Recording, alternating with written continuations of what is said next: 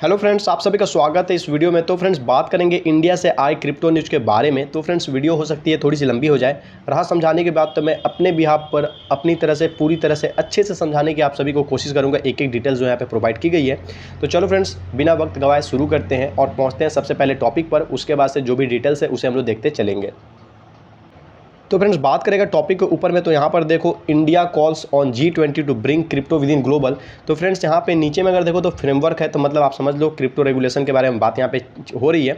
लेकिन यहाँ पे इंडिया ने G20 जो है उससे बोला कि भाई आप क्या करो, तो क्रिप्टो को मतलब जो ये फ्रेमवर्क की बात है, तो इन्होंने बोला कि क्रिप्टो को लाया जाए किसके भीतर में, तो ग्लोबल लेवल पर जो ऑटोमेटिक एक्सचेंज ऑफ इन्फॉर्मेशन है उसके तहत जो फ्रेमवर्क है उस पर काम किया जाए। तो फ्रेंड्स अब हो गया, नीचे आते हैं और बात करते हैं यहाँ पर डिटेल्स में। तो यहाँ पर देखो इंडिया की जो फाइनेंस मिनिस्टर है उन्होंने कहा G20 से वही सेम चीज़ जो जस्ट मैंने अभी ऊपर में बताया था, इसे हम लोग छोड़ते हैं टाइम बचाने के लिए। आगे देखो तो यहाँ पर इन्होंने बोला more than 100 countries have adopted the common reporting standard under the framework. 100 देश से ज़्यादा देश ने अडॉप्ट किया है common reporting standard under the framework के अंदर में जो कॉमन रिपोर्टिंग स्टैंडर्ड है, मतलब सामान्य रिपोर्टिंग जो स्टैंडर्ड है उसे फॉलो किया है, अडॉप्ट किया है। तो चलो फ्रेंड्स अब थोड़ा सा नीचे आते हैं। तो फ्रेंड्स बात करें कि ये चीज़ें हुई कहाँ पे, तो यहाँ पर देखो इंडिया की फाइनेंस मिनिस्टर मतलब कि निर्मला सीतारमण क्रिप्टो करेंसी के बारे में फ्राइडे के दिन, जैसे कि आज संडे है तो फ्राइडे के दिन इन्होंने बात किया during the G20 ministerial symposium on tax and development in Bali Indonesia. तो इंडोनेशिया में बाली जगह पर टैक्स और डेवलपमेंट के बारे में बात करते हुए G20 की जो मीटिंग थी उसी बीच में ये बात जो है छिड़ी क्रिप्टो करेंसी के ऊपर में। अब फ्रेंड्स आगे और भी बहुत सारी चीज़ें हैं जिसे हम लोग जो ज़रूरी चीज़ें हैं उसे हम लोग देखते चलेंगे। तो फ्रेंड्स आगे जो यहाँ पर डिटेल दी गई है उसे हम लोग देखेंगे। तो यहाँ पर बोला हुआ है नोट करते हुए कि चलो भाई जो टैक्स ट्रांसपेरेंसी जो एरिया है, जो क्षेत्र है, वहाँ पे अगर उसके बारे में बात करें तो जो भी आपको जो प्रोग्रेस है किसके द्वारा जो प्रोग्रेस आए हुए हैं, तो आपको जो ऑटोमेटिक एक्सचेंज ऑफ इन्फॉर्मेशन है, जो भी फाइनेंशियल अकाउंट्स हैं, फाइनेंस से जुड़े जो भी खाता है उनसे जो ये एक ऑटोमेटिक एक्सचेंज ऑफ इन्फॉर्मेशन है, इसके तहत एक तरह की प्रोग्रेस जो है, प्रगति है इस क्षेत्र में करता आया है। अब यहाँ पर बोला जा रहा है, आगे में इन्होंने ही डिस्क्राइब किया FM ने, मतलब निर्मला सीतारमण जी ने, कि इनके इन्वेस्टिगेशन से पता चलता है कि बहुत सारे ऐसे लेयर्स हैं एंटिटीज के, मतलब ऐसे परत हैं या इस तरह के इवेडर्स हैं, मतलब कहने मतलब जो कर चोरी वगैरह टाइप से जो अपनी संपत्ति को पूरी अच्छी तरह से नहीं दिखाते हैं, तो जो अनअकाउंटेड एसेट्स है वो भी पता चलता है या इस तरह की चीज़ें अक्सर देखने को मिलती हैं। तो फ्रेंड्स अब थोड़ा सा नीचे आएंगे, ये सब थोड़ा अटपटा टाइप है बट कोई बात नहीं, अब रिपोर्ट में न्यूज़ में दिया है तो क्या करें, समझना पड़ेगा, तो समझ लेते हैं।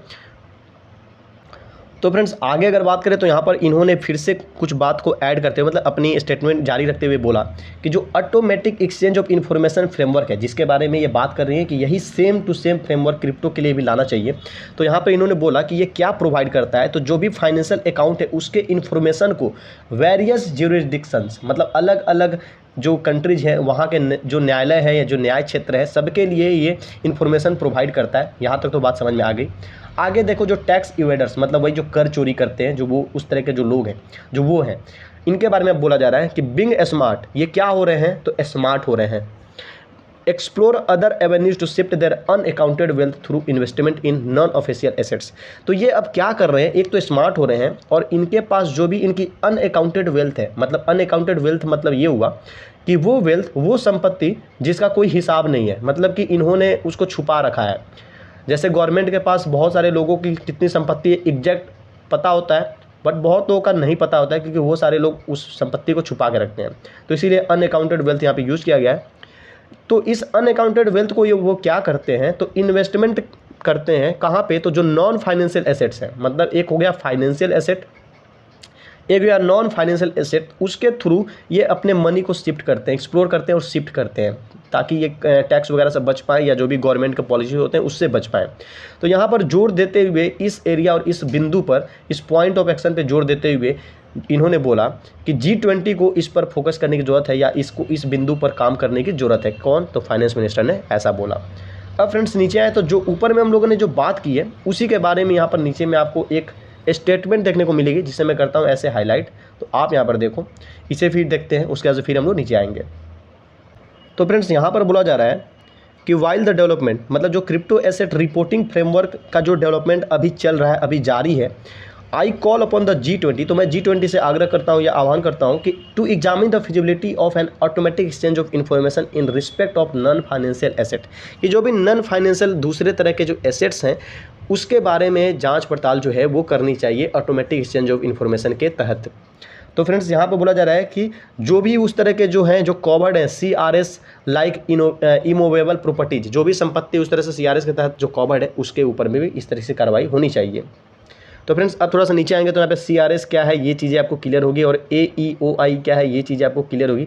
तो फ्रेंड्स यहाँ पर देखो बोला जा रहा है कि जो ऑटोमेटिक एक्सचेंज ऑफ इन्फॉर्मेशन के बारे में बार बार मैं भी जिक्र करता, देखो दिमाग से निकल गया, इसी का शॉर्ट में यहाँ पे AEOI बोला जा रहा है। और ये क्या एम करता है, तो ऑटोमेटिक एक्सचेंज ऑफ इन्फॉर्मेशन के बारे में उसी टाइम से हम लोग बात कर रहे थे। अब यहाँ पे सब कुछ क्लियर हो जाएगा कि भाई एक्चुअली ये है क्या और गवर्नमेंट क्यों चाहती है कि क्रिप्टो करेंसी को भी इसी फ्रेमवर्क के ऊपर काम करना चाहिए, ग्लोबल लेवल पर ये फ्रेमवर्क क्रिप्टो करेंसी के लिए भी अडॉप्ट करना चाहिए, फॉलो करना चाहिए। तो ये एम करता है आपको जो ग्लोबल टैक्स इवेशन है उसको रिड्यूस करने के तौर पर, जो ग्लोबल टैक्स जो कर चोरी जो बहुत तरह की जो चीज़ें होती हैं धोखाधड़ी उसको रिड्यूस करने के लिए काम करता है। आगे आते हैं तो यहाँ पर देखो कॉमन रिपोर्टिंग स्टैंडर्ड जिसको CRS बोला जा रहा है, ये क्या है, तो इज एन इंफॉर्मेशन स्टैंडर्ड, ये एक इंफॉर्मेशन स्टैंडर्ड है किसके लिए, तो AEOI के लिए। तो AEOI के लिए एक रिपोर्ट मतलब इंफॉर्मेशन प्रोवाइड करने का काम करता है, मान लो ये चीज़ें। अब यहाँ पे बोला जा रहा है कि it was developed in response to a G20 request. अब G20 के रिक्वेस्ट के रिस्पॉन्स में इस चीज़ को डेवलप किया गया था and approved by the organisation, और जो ऑर्गेनाइजेशन है उसके द्वारा अप्रूव किया गया था इकोनॉमिक कोऑपरेशन एंड डेवलपमेंट के लिए, इकोनॉमिक कोऑपरेशन एंड डेवलपमेंट की जो काउंसिल है उसके लिए। कब, जुलाई 2014 में इस सारी चीज़ को डेवलपमेंट किया गया था और जो भी economic cooperation and development council है उनके लिए ये चीज़ें हुई थी। तो फ्रेंड्स अब बस ज़्यादा बहुत कुछ अब नहीं बचा है। अब मेन मुद्दा आपको समझ में आ गया होगा कि आखिर ऑटोमेटिक एक्सचेंज ऑफ इन्फॉर्मेशन का मतलब क्या है, यह क्या काम करता है। तक टैक्स रिड्यूस का जो इवेशन है ग्लोबल लेवल पर उसके लिए काम करता है और इसीलिए चाहती है गवर्नमेंट कि G20 से बोलकर कि भाई हम लोग को इसी को अडॉप्ट करना चाहिए, इसी को फॉलो करना चाहिए, क्रिप्टो करेंसी के लिए भी ये काम करे, क्योंकि क्रिप्टो करेंसी एक अभी नॉन फाइनेंशियल एसेट के तौर पर गवर्नमेंट देखती है।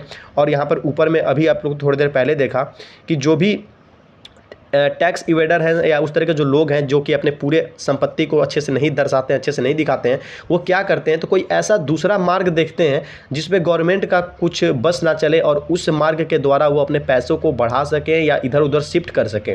तो वही नॉन फाइनेंशियल एसेट एक तरह का क्रिप्टो करेंसी भी अभी टाइम पर बना हुआ है, जिसके जरिए बड़े बड़े जो पूंजीपति हैं, बड़े बड़े संपत्ति वाले लोग हैं, वो अपने पैसे को शिफ्ट कर पाते हैं बिना गवर्नमेंट के पकड़ में अच्छे से आए हुए। इसलिए गवर्नमेंट चाहती है कि क्रिप्टो करेंसी को भी हम लोग क्या करें, तो ऑटोमेटिक एक्सचेंज ऑफ इन्फॉर्मेशन के तहत ला लें, ताकि ये सारी चीज़ें वहाँ पर भी गवर्नमेंट को पता चले और यहाँ पे ज़्यादा ये जो धोखाधड़ी वाली चीज़ें होती है वो लोग ना कर सके, गवर्नमेंट के आंखों से बच ना सके।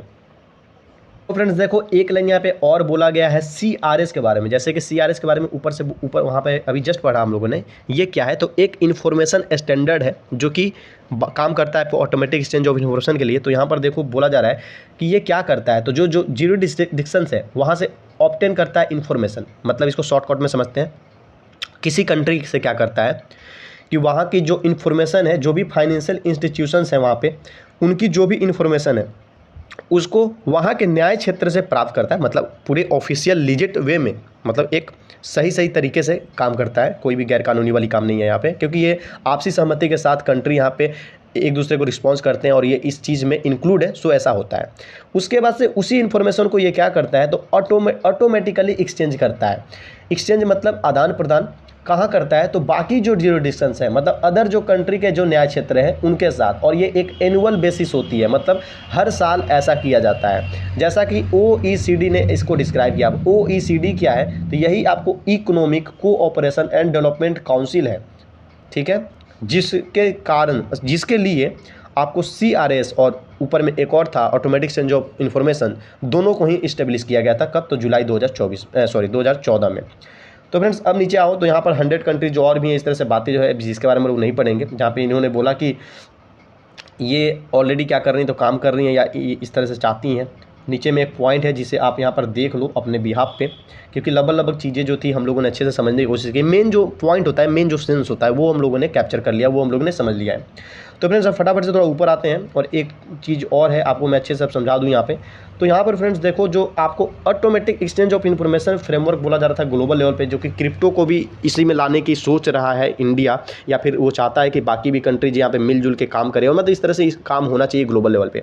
तो वही बोला जा रहा था, ऑटोमेटिक एक्सचेंज ऑफ इन्फॉर्मेशन जो है, मतलब कि CRS, ये क्या करता है, तो कॉमन रिपोर्टिंग स्टैंडर्ड है, यही करता है कि एक कंट्री की जो वहाँ पे फाइनेंशियल जो भी इंस्टीट्यूशंस हैं, वहाँ से सारी इन्फॉर्मेशन को कलेक्ट करेगा, और कलेक्ट करके फिर से क्या करेगा, दूसरी कंट्री में वही चीज़ शेयर करेगा। जो भी सारी कंट्री मिलजुल के इस फ्रेमवर्क पे काम करती हैं, उन सभी के बीच में ये इन्फॉर्मेशन आदान प्रदान होगा, और ये एनुअल लेवल पर होता है, मतलब सालाना इस तरह से चीज़ें जो होती हैं। तो चलो फ्रेंड्स, लगभग चीज़ें को मैंने कवर कर दिया है। आई होप आपको सब कुछ समझ में ज़रूर आया होगा। तो प्लीज़ एक लाइक करो। यही न्यूज़ थी, मैं अपने तरफ से कुछ नहीं, जो न्यूज़ में है मैं वो बस वही बताता हूँ। सिर्फ न्यूज़ को मुझे आपको समझाने की मैं मतलब काम करता हूँ यहाँ पे।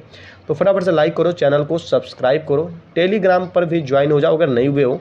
सब कुछ फ्री है, तो मैं यही कहता हूँ, जब चैनल को सब्सक्राइब करना, टेलीग्राम पर ज्वाइन करना फ्री है, तो इतना सोचना क्यों, करो, कोई दिक्कत नहीं है, आपको नॉलेज ही गेन होगा। चलो फ्रेंड्स, मिलते हैं अपने नेक्स्ट वीडियो में।